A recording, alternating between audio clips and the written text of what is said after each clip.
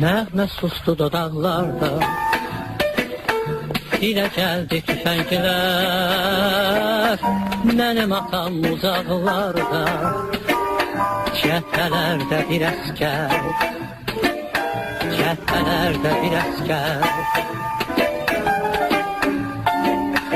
Anamızın laylaları nənnilərdə pozuldu, arzuladıq ilk baharı, İstəyimiz yaz oldu, İstəyimiz yaz oldu.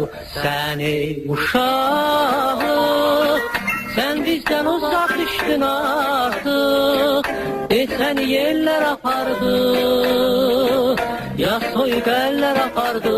Səni uşaq, sən